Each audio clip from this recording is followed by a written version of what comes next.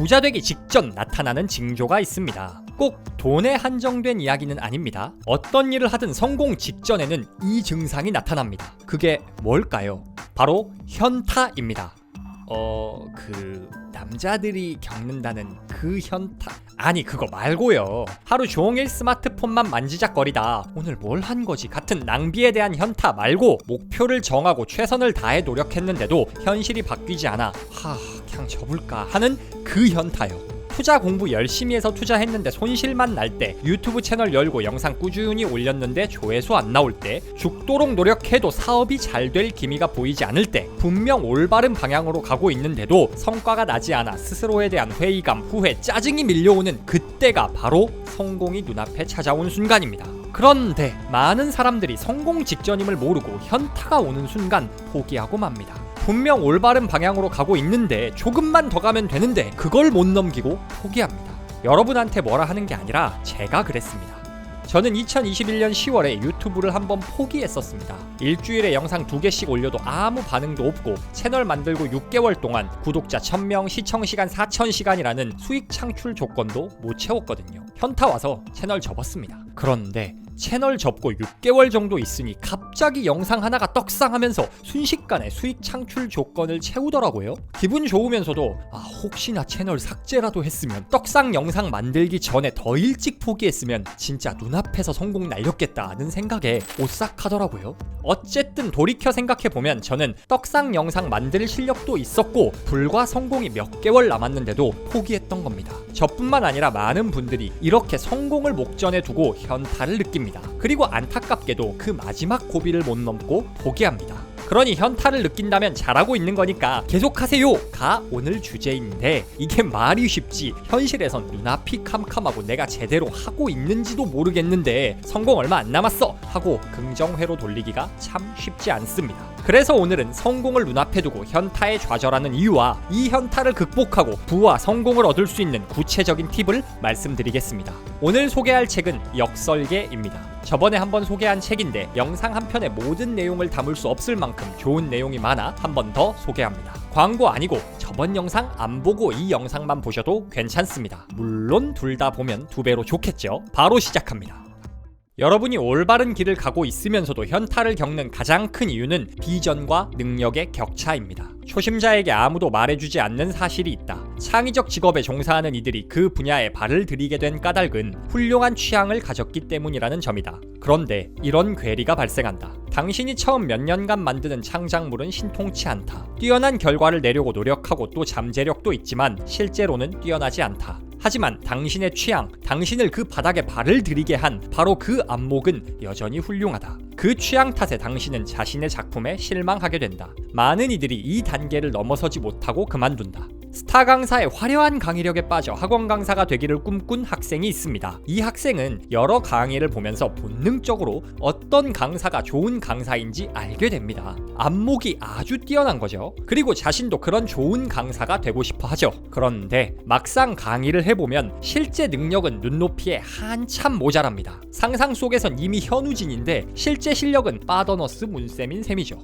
비전과 현실 간 괴리를 느낄 때 우리는 절망합니다. 난 재능이 부족해. 난 평생 노력해도 저렇게는 못 될 거야 라고 생각하고 포기하죠. 그렇지만 여전히 이 강사는 좋은 강의를 알아보는 안목이 있습니다. 이건 엄청난 축복입니다. 뭐가 잘하는 건지 못하는 건지도 구분 못하는 사람들이 얼마나 많은데요. 여러분이 큰맘 먹고 도전했던 유튜브, 블로그 처음 결과물 보면 정말 허접할 겁니다. 맨날 보던 영상이나 글, 저거 뭐 별거 있나 싶었는데 내 실력으론 발끝도 못 따라가겠다 싶으니 금방 포기하겠죠. 그러나 올바른 비전을 가지고 있다면 능력은 언젠가 성장하기 마련입니다. 여러분이 현타를 느끼는 건 안목이 훌륭하기 때문입니다. 좋은 취향을 가졌기 때문입니다. 그러니 당장 내가 수준 미달이라 생각돼도 계속 노력해서 언젠가 안목의 실력을 맞추면 잘 될 수밖에 없습니다. 그러니 현타가 올 때 못해먹겠다가 아니라 제대로 가고 있구나 라고 생각해야 합니다. 우리가 우러러보는 성공한 사람들도 모두 이 과정을 거쳤습니다. 성공한 사람들은 재능이 넘쳐서 별로 힘쓰지 않고 성공을 쟁취한 것 같지만 사실 그들도 또 다른 누군가와 자기 결과물을 비교했고 자책하고 한탄하며 꾸역꾸역 지금까지 왔을 뿐입니다. 미국 베스트셀러 소설가 앤 패칫은 이렇게 말했습니다.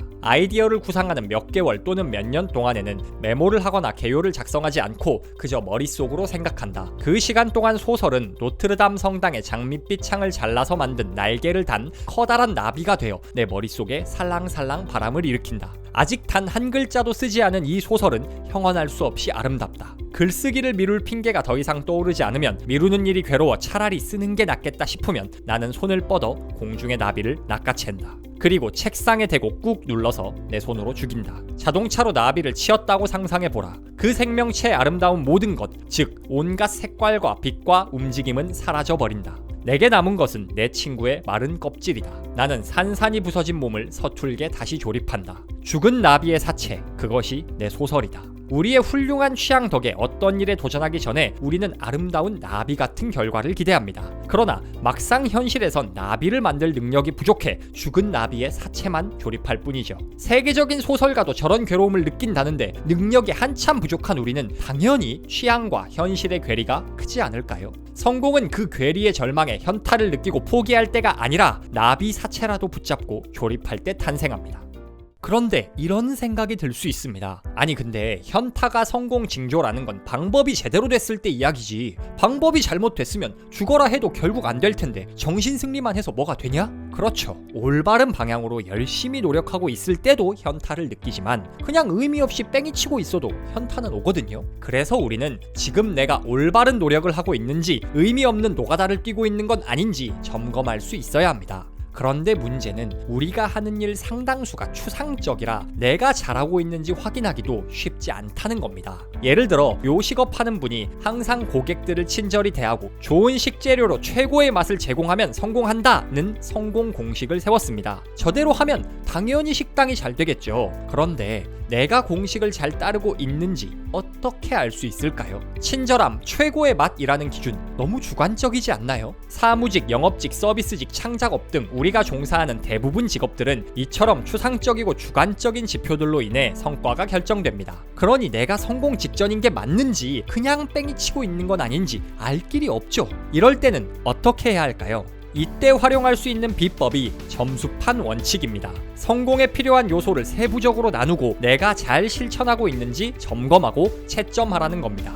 요식업으로 계속 예를 들면 친절함이라는 가치를 위해 고객이 들어오고 나갈 때 밝은 목소리로 인사를 건넸는가? 고객이 자리에 앉기 전에 자리가 깨끗하게 정리됐는지 확인했는가? 음식이 나온 뒤 더 필요한 게 없는지 문의했는가? 등 항목을 정해 매일 스스로 평가해 보는 거죠. 인사 잘했고 자리 정돈 잘했는데 너무 정신없어서 친절하게 응대하지 못한 적이 한 번 있네? 오늘은 10점 만점에 9점 이런 식으로 말이죠. 강의나 연설을 한다면 관객들이 몇 번 웃었는가, 복잡한 설명을 쉬운 예시로 대체했는가, 두서없이 횡설수설한 적은 없는가 등 기준을 세워 점수를 매겨볼 수 있겠죠. 어떤 일을 하더라도 업무 성과를 측정할 수 있는 이런 지표를 정해 체크하면 지금 내가 올바른 일에 노력을 쏟고 있는지 점검할 수 있습니다. 점수표가 정량적 평가 방법이라면 정성적 평가 방법도 있습니다. 바로 일기 쓰기입니다. 전에 돈 없고 백 없으면 3가지만 지독하게 하세요 라는 영상에서도 소개했지만 일기 쓰기는 내가 올바른 방향으로 가고 있는지 피드백 받을 수 있는 가장 좋은 방법입니다. 매일 저녁 하루를 되돌아보며 오늘은 핵심 업무에 시간을 많이 못 썼네, 충분히 노력하지도 않았으면서 안 된다고 핑계대지 말자 라고 반성하거나 내일부턴 업무 프로세스를 이렇게 바꿔볼까 하는 식으로 개선점을 발견할 수도 있죠.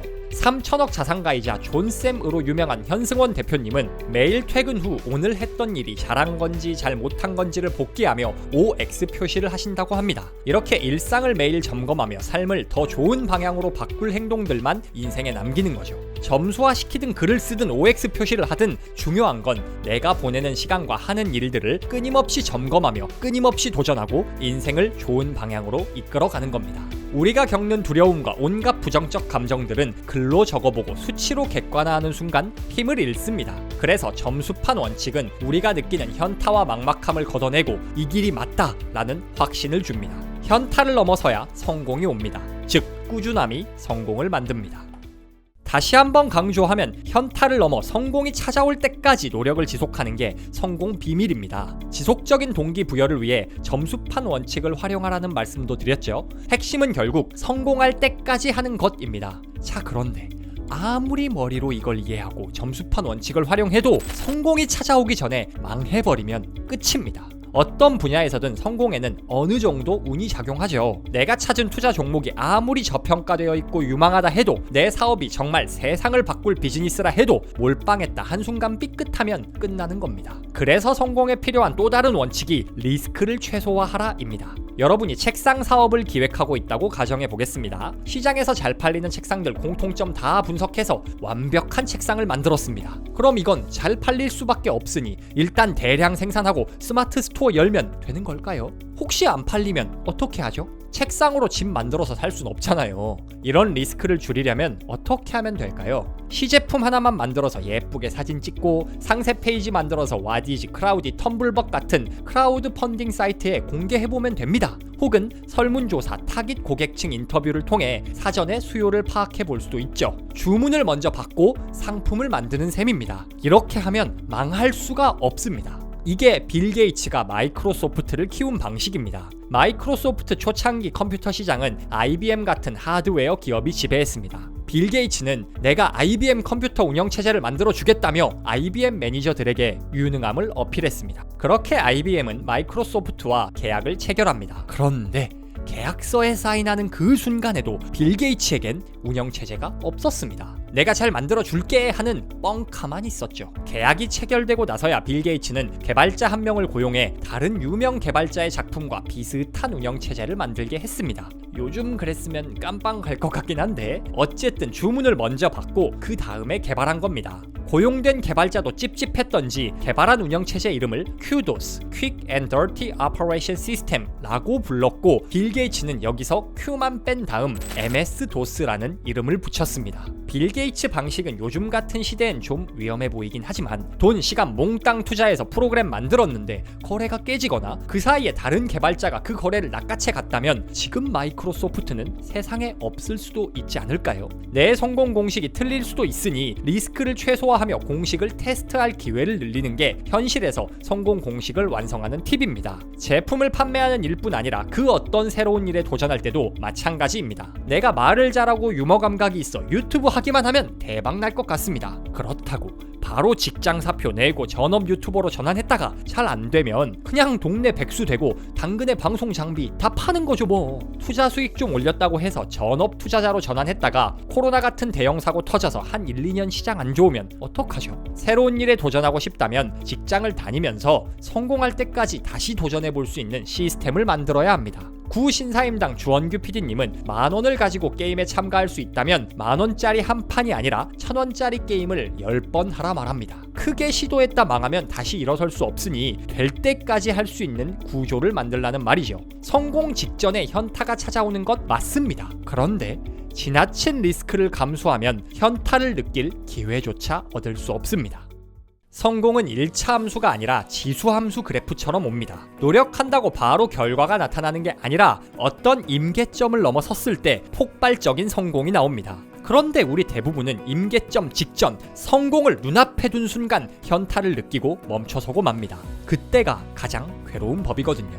그러니 우리는 현타를 넘어서야 합니다. 내 노력의 결과가 눈에 차지 않는다면 재능 부족을 탓하고 현타를 느낄 게 아니라 내가 제대로 된 안목을 가지고 있구나 라고 생각해야 합니다. 점수판 원칙을 가지고 매일 보내는 시간과 하는 일을 점검하세요. 기록과 평가를 통해 부정적 생각을 벗어던지고 꾸준함을 갖추세요. 성공은 될 때까지 할 때 찾아옵니다. 단 한 번 실패로 모든 것을 잃지 않도록 리스크를 관리하세요. 역설계는 전에 성공하는 사람들은 무조건 지킨다는 단 한 가지 법칙 영상에서 소개한 성공 공식 발견하는 법과 오늘 소개한 구체적인 실천 전략들을 모두 담은 책입니다. 마인드셋에 치우쳐 지나치게 추상적이거나 본질을 공략하지 못하고 피상적인 이야기만 하는 수많은 자기계발서와 달리 이 책은 진짜 성공의 모든 것을 과학적으로 담아낸 명저입니다. 나만의 성공 공식을 발견해 인생을 바꾸고 싶으신 모든 분들께 이 책을 자신 있게 추천합니다.